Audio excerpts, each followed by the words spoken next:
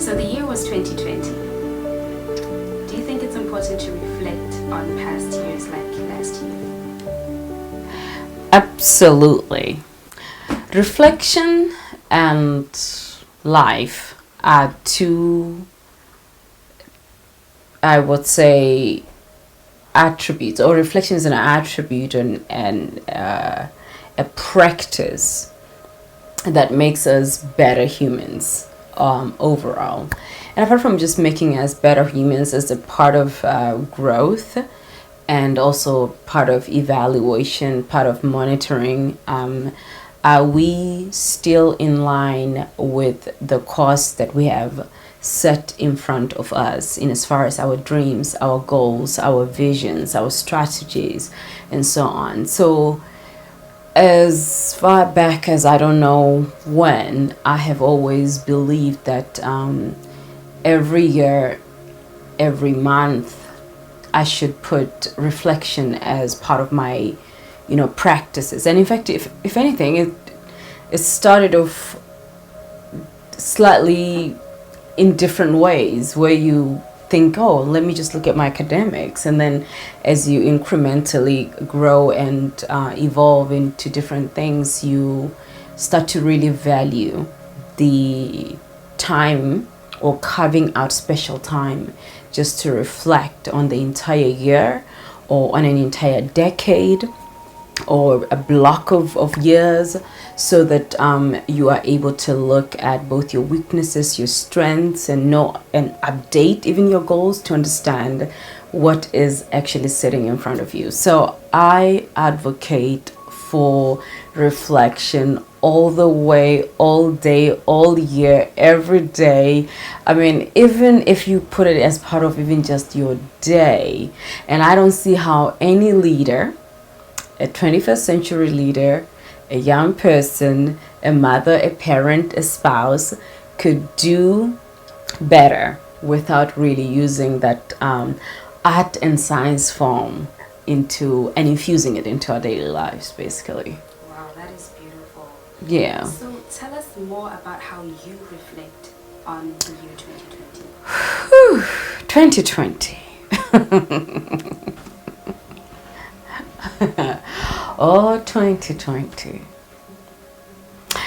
Just so we're clear, I am actually unpacking the year in a book form.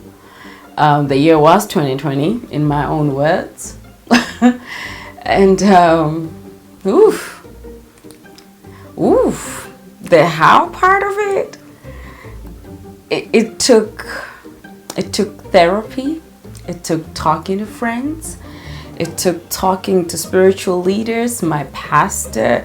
It took talking to my spouse, my husband. It took talking to my brother. It took talking to business counterparts, peers, listening to whatever was, around, and listen to the experiences of others for me to really also understand how to look at my own, or the evolution of my own story.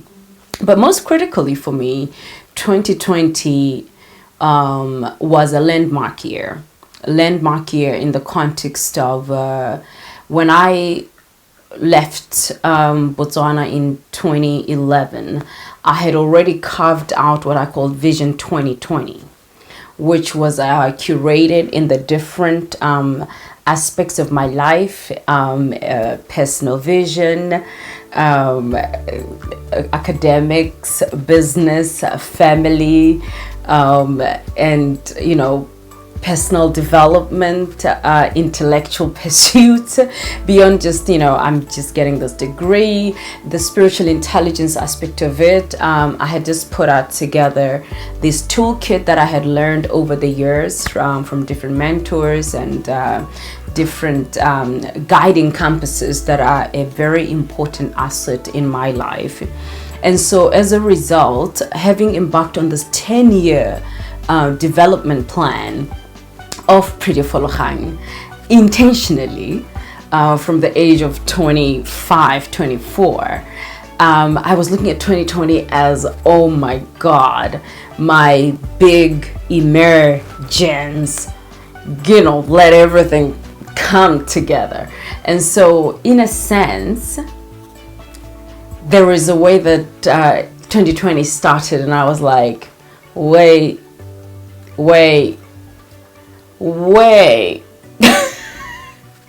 So that's it.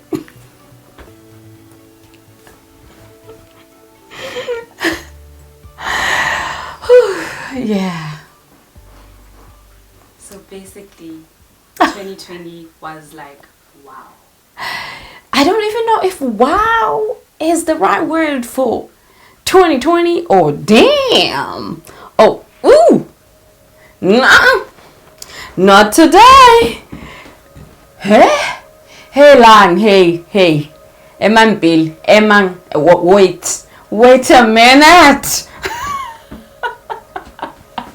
So 2020 has all the different elements to it that, oh my God, when I look at it without the context of just one element, I look at it for me as indeed the year that was promised, the year that I still planned so much for, and in the midst of all that transpired, being able to still say, but the vision 2020 still is true to me. And therefore, as the world changes, what does this actually mean for you, Pretty? How do you still rise as a voice and still serve humanity in the way that you've been preparing to serve humanity? And I think that for me is the biggest